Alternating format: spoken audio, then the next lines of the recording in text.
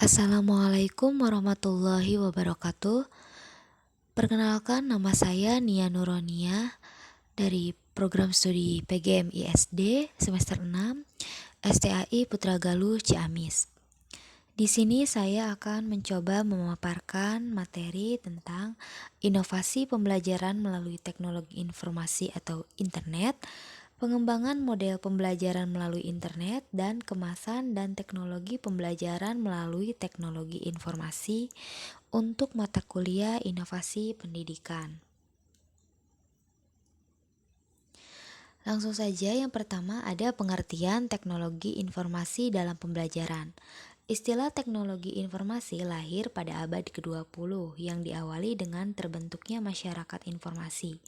Istilah teknologi informasi yang menggunakan kata informasi pada dasarnya sangat berkaitan dengan istilah teknologi komunikasi yang dikenal lebih dahulu. Menurut Richard Weiner dalam Webster's New World Dictionary dan Communications, disebutkan bahwa teknologi informasi adalah pemrosesan, pengolahan, dan penyebaran data oleh kombinasi komputer dan telekomunikasi. Teknologi informasi lebih kepada pengerjaan terhadap data.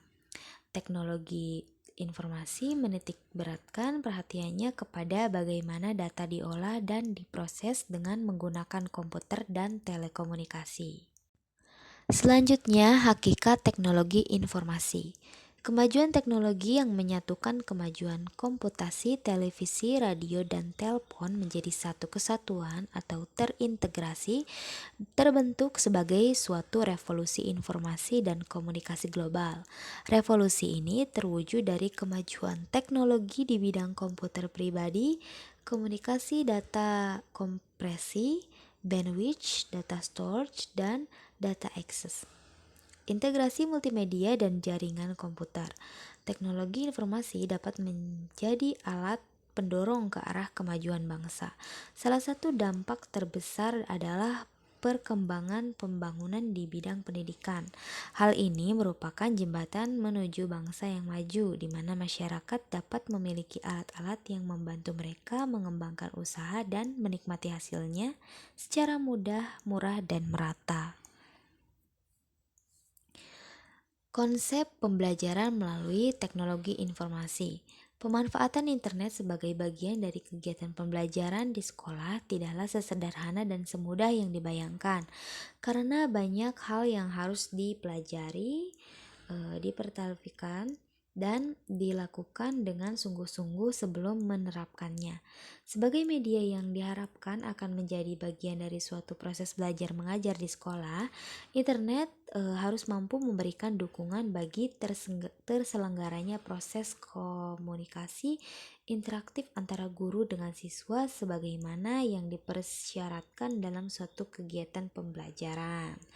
Nah, kondisi yang harus mampu didukung oleh internet tersebut terutama berkaitan dengan strategi pembelajaran yang akan dikembangkan, yang kalau dijabarkan secara sederhana bisa diartikan sebagai kegiatan komunikasi yang dilakukan untuk mengajak siswa mengerjakan tugas-tugas dan membantu siswa dalam memperoleh pengetahuan.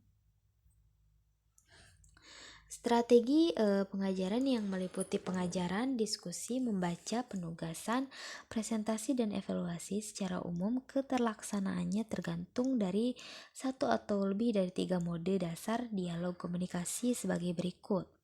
Pertama, dialog atau komunikasi antara guru dengan siswa. Kedua, dialog atau komunikasi antara siswa dengan sumber belajar. Yang ketiga, dialog atau komunikasi di antara siswa.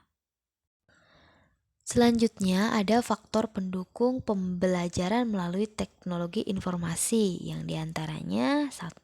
Intuisi institusi, kedua masyarakat, 3 guru, keempat siswa, dan yang kelima teknologi.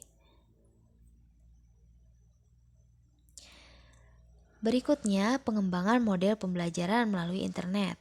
Nah, model-model pembelajaran internet menurut Haugey 1998. Yang pertama ada web course. Nah, web course ini adalah penggunaan internet untuk keperluan pembelajaran di mana seluruh bagian bahan belajar, diskusi, konsultasi, penugasan, latihan, dan ujian sepenuhnya disampaikan melalui internet. Kedua ada web-centric course. Sebagian bahan belajar, diskusi, konsultasi, penugasan, dan latihan disampaikan melalui internet, sedangkan ujian dan sebagian konsultasi, diskusi, dan latihan dilakukan secara tatap muka. Yang ketiga ada enchanted course. Web enchanted course merupakan pemanfaatan internet untuk pendidikan, untuk menunjang peningkatan kualitas belajar mengajar di kelas. Bentuk ini juga dikenal dengan nama web light course karena kegiatan pembelajaran utama adalah tatap muka di kelas. Selanjutnya, pengembangan model pembelajaran melalui internet. Nah, di antaranya yang harus dipertimbangkan itu ada pertama keuntungan, kedua biaya pengembangan infrastruktur serta pengadaan peralatan software, ketiga biaya yang diperlukan untuk pengembangan infrastruktur, mengadakan peralatan serta software tidaklah sedikit, yang keempat biaya operasional dan perawatan, kelima sumber daya manusia, dan yang keenam siswa. Nah, dalam proses pembelajaran, aplikasi e-learning bisa mencakup aspek perencanaan, implementasi, dan evaluasi. Untuk perencanaan, pembelajaran pada dasarnya merupakan gambaran rencana atau skenario yang memproyeksikan mengenai beberapa aktivitas dan tindakan yang akan dilakukan pada saat berlangsungnya proses pembelajaran. Kedua, kegiatan belajar mengajar yang tercakup dalam perencanaan pembelajaran pada intinya berisi mengenai deskripsi materi atau bahan ajar, metode pembelajaran, dan alat atau media pembelajaran.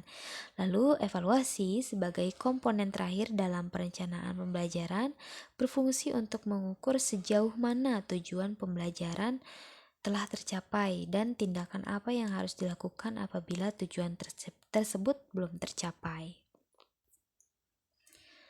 Dalam implementasi pembelajaran terdapat model penerapan e-learning yang bisa digunakan, yaitu pertama selective model, kedua sequential model, ketiga static station model, dan yang keempat laboratory model. Nah, materi selanjutnya kemasan dan teknologi pembelajaran melalui teknologi informasi. Hakikat kemasan bahan belajar teknologi informasi. Secara singkat, bahan belajar dapat diterjemahkan sebagai seperangkat material yang digunakan oleh seseorang untuk melakukan kegiatan belajar. Nah, bahan belajar menurut Hamalik merupakan unsur belajar yang penting diperhatikan oleh guru. Melalui bahan tersebut, siswa dapat mempelajari hal-hal yang diperlukan dalam upaya mencapai tujuan belajar. Prosedur bahan ajar di sini ada mencakup 3. Yang pertama ada persiapan, penulisan draft bahan ajar, dan yang ketiga ada penyelesaian. Selanjutnya, pengemasan bahan pembelajaran. Secara leksikal, kata kemasan merupakan terjemahan dari bahasa Inggris package yang berarti bungkus, pack atau paket. Sedangkan kata pengemasan merupakan terjemahan dari kata packaging yang diartikan sebagai produk yang dihasilkan oleh kegiatan atau proses pengemasan, yaitu proses desain dan pembuatan kemasan untuk barang eceran. Pengemasan diterapkan sama untuk semua produk konsumsi dan produk industrial. Selanjutnya ada kawasan teknologi pembelajaran. Kawasan-kawasan yang dimaksudkan adalah kawasan desain, kawasan pengembangan, kawasan pemanfaatan, kawasan pengelolaan, dan kawasan penilaian. Hubungan dari masing-masing kawasan dengan kawasan teknologi pembelajaran sebagai kawasan utama dapat digambarkan dalam bagan di bawah ya, bisa dilihat itu bagannya kawasan teknologi pembelajaran.